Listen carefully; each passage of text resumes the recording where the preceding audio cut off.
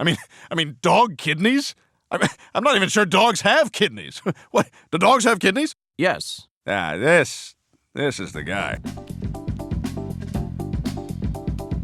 Number 10.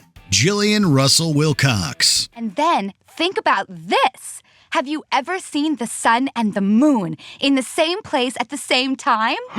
They're the same person. I know, right? Brian has had his fair share of girlfriends, and many were surprisingly out of his league. The most memorable is Jillian, brilliantly voiced by Drew Barrymore. Jillian is not the brightest crayon in the box. I want some more of Jillian's delicious lemonade. I know, it's good, right? I just wish they didn't have to kill so many lemons to make it. She is very sweet, filled with childlike wonder, and completely vacant brain-wise. Despite her shortcomings, she becomes Brian's one that got away. Jillian eventually finds love with overachiever Derek Wilcox and invites the Griffins, sans Brian, but including B. Ryan, to her wedding. It's for B. Ryan. Ah, cool, Mrs. G. Thanks for letting me stay here the last couple of weeks. Brian tries to crash the wedding and win her back, but Jillian refuses. She appears in multiple episodes, most often reaffirming her airheadedness. Number 9. Greased Up Deaf Guy. You're wasting your time. Forget about it. Go do something else. In the absurd category, the Greased Up Deaf Guy is a recurring and thoroughly bizarre character in the Family Guy universe. He doesn't have a name, unfortunately, so let's just call him Greasie for the purposes of this entry. Greasie first showed up in Season 3 as a company picnic activity. Participants must catch him, but he's just so darn slippery. Oh, this is my favorite event. Catch the greased up deaf guy. Goal! You're never gonna catch me. He has a backstory. Greasie used to be a lawyer until a grease truck explosion burned his ears and covered him in grease. That appears to be it. I can't hear. Boy, I am late for that meeting. Family Guy wouldn't be the same without cameos of its own secondary characters, and the screen time for Greased Up Deaf Guy is just right. Too much spotlight would likely fry him anyway. Number 8. Seamus Levine. It's good to let the old midsection breathe. What, how the hell are you alive? Every town needs a resident pirate, right? Sheamus Lavine is Quahog's sea captain and is questionably made entirely of wood, minus his head. He has an odd habit of emerging from obscurity to provide random information, whether sea-related or not. In fact, his wooden arms store diagrams and maps, as well as assorted irrelevant documents, including a diseased prostate and 1980s band Primus. He's also an accomplished organist for some reason, which raises more questions than anything else. How is he hitting the right keys? You shake me nerves and you rattle me brain. Too much love drives a man insane. You broke me will. Oh, what a thrill. Goodness gracious, great balls of fire. Family Guy wouldn't be the same without its recurring interrupters. And Seamus is always welcome, albeit perhaps in small doses. There are only so many nautical puns we can kinda laugh at. Are you telling me I need a prostate exam? Aye, and soon before your rudder jams with flotsam and you're dropping anchor without an order from the captain. How are you liking all these nautical puns? Well, not bad. Somewhat entertaining. Number 7. Angela. This is your new supervisor, Angela. Mr. Griffin, we have different rules here. For starters, no drinking. Period. We start work at 7 a.m. sharp. Angela was voiced by the irreplaceable Carrie Fisher. Need we say more? She was Peter's supervisor at the Pawtucket Brewery and was never really a big fan of her rotund employee. In fact, she repeatedly praised his coworker Opie as superior, despite the latter's obvious shortcomings. She did once have a crush on Peter when he showed up for work wearing his contact lenses. Apparently, the usual eyewear was hiding his irresistible side. Griffin, I never noticed you before. I like what I see. Okay. When Carrie Fisher unfortunately passed away, Family Guy had a small tribute to her character, with Peter giving a bizarre eulogy. It is revealed that Angela passed away after swimming too soon after eating. But at least Angela died doing what she loved. Swimming less than 20 minutes after she had eaten. Our parents warned us.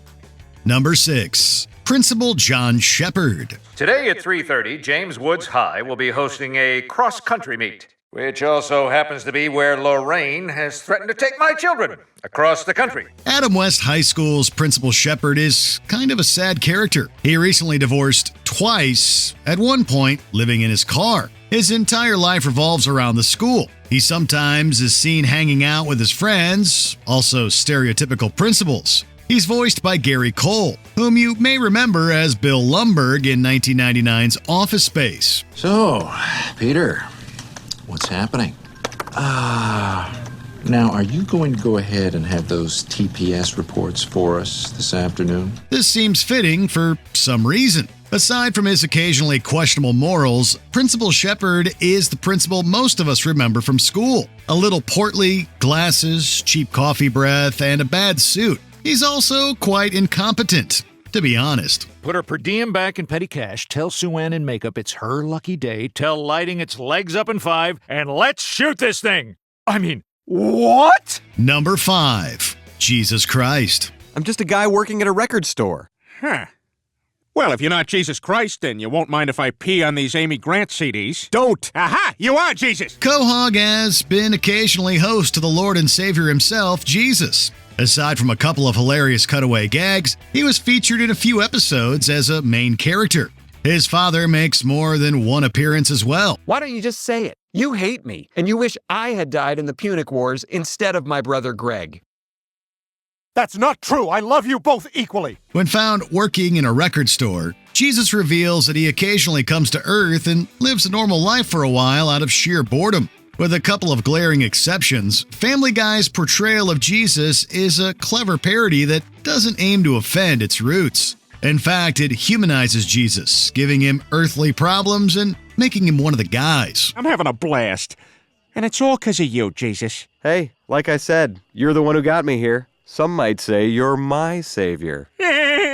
Of course, it's shaky ground, but what parody isn't? Number 4. Olivia Fuller. And now, TV's Olivia Fuller will cut the ceremonial ribbon. I hope I'm allowed to do this. My mommy says don't run with scissors. Hollywood kid Olivia Fuller is the archetype child actor, pushed into the spotlight at a young age. She has a couple of run-ins with Stewie, and the two get married at some point, living in a cardboard house and dining on Play-Doh spaghetti. Oh. What? No, it's nothing. Just had Play-Doh spaghetti last night. And that's all we had last night. Their marriage is short-lived, however, when Olivia is caught cheating with the precocious Victor. Stewie sets their house on fire to retaliate. Olivia is definitely underused as a character, as it would have been interesting to see a little more of the toddler couple's wedded life. She made another appearance in an episode in which she came between Stewie and Brian in their two-man band, dissolving the group Yoko style. You want to fire Stewie and be red shirt, blue shirt with me? Absolutely. You're the whole reason the fans even like the band. Kids love dogs. Besides, we've both seen what Stewie's become, an impossible diva. Number 3. Dr. Elmer Hartman. So, Doctor, is Peter healthy? My goodness, you'll be dead within a month. What? Oh, Hagar the Horrible, if you keep up that lifestyle of pillaging and giant turkey legs, you'll be dead within a month. Now, on to you. Vastly underqualified medical professional Elmer Hartman is the Griffins' family doctor. He's basically an idiot and really makes it seem easy to get through medical school sans intellect. He often uses highly inappropriate shtick to discuss serious issues. Peter never would have survived the surgery. I mean, dog kidneys? I'm not even sure dogs have kidneys. What? Do dogs have kidneys? Yes. This is the guy. Dr. Hartman may be a minor character, but he's appeared in dozens of episodes. Why is he on this list? Well, we need to raise a glass to the writers for coming up with endless double entendres and ridiculous dad jokes to complete the doctor's dialogue. Also, props to him for knowing how to reveal bad news to teens. And to deliver the news to your teenage children, I've hired an EDM DJ. Your father's in a coma, coma, coma, coma. But we're glad he isn't our doctor. Number 2. Death. Why are you here? The doctor said Peter was okay. Oh, the doctor. Well, I guess he must know, right? I mean, he's a doctor and everything, and I'm just, Death. The Grim Reaper, a.k.a. Death, has visited Quahog on more than one occasion. And we don't mean metaphorically. He first appeared in Season 2 when he sprained his ankle and had to stay with the Griffins. He showed up in a number of episodes after that, but hasn't been seen in a while. As an occupational hazard, anyone death touches immediately gives up the ghost, making it difficult for the ghoul to fit it. Well, at least he got that far. You know who he took to the prom? His cousin. That's weak. All right, that's it. The fact that he's a sentient skeleton in a cloak doesn't help either. Death was initially voiced by the late great Norm Macdonald, who unfortunately couldn't commit to further episodes due to other projects. He was ultimately replaced by comedian Adam Carolla. Relax, you're not dying. You're just having a near-death experience. Oh, thank God. Oh, yeah, thank God. Thank God I get to hang out with a fascinating gent like yourself. Before we unveil our top pick, here are a few honorable mentions. James Woods, Peter's arch enemy for some reason. Ooh, a piece of candy. Ooh, a piece of candy. Ooh, a piece of candy. Ooh, a piece of candy. Ooh, a piece of candy. Ooh, a piece of candy. Carl, Quahog's answer to the comic book guy. Hey, Archer. It's Bob. Hey, Bob. It's Archer. Thank you. Tomic and Bellegarde. These foreign guys are much entertaining, like a night at the discotheque. Oh man, what a good bunch of partying at that discotheque. They played one of my audience requests. Way awesome. I myself drank like 5 liters of beer. Number 1, Ollie Williams. What happened last time, Ollie? Stewie killed Lois. Then what? Peter got blamed. Then what? Peter went to court. Then what? Lois came back. How? Wasn't really dead. Thanks, Ollie. Quahog's Channel 5 Action News has the quickest weather reports, straight to the point and no nonsense. Ollie Williams provides the forecast, and he doesn't waste any time with his Blackie Weather segment, which lasts all of 3 seconds. We now go live to Ollie Williams in the Channel 5 traffic copter. What's the scene, Ollie? Everybody looks like ants. Probably because you're up so high. It's regularly pointed out that he's African-American, much as with his fellow reporter, Trisha Takanawa, whose Asian descent is made very evident. Let's face it, every news team needs its cultural diversity. The one thing about Ollie Williams is, we only get him in small bursts. Yeah, pun intended. Christmas. What's this? Cold. Why? Bad. Oh! We want to know more about who he is and what his daily life is like, but we'll settle with knowing whether or not it will rain.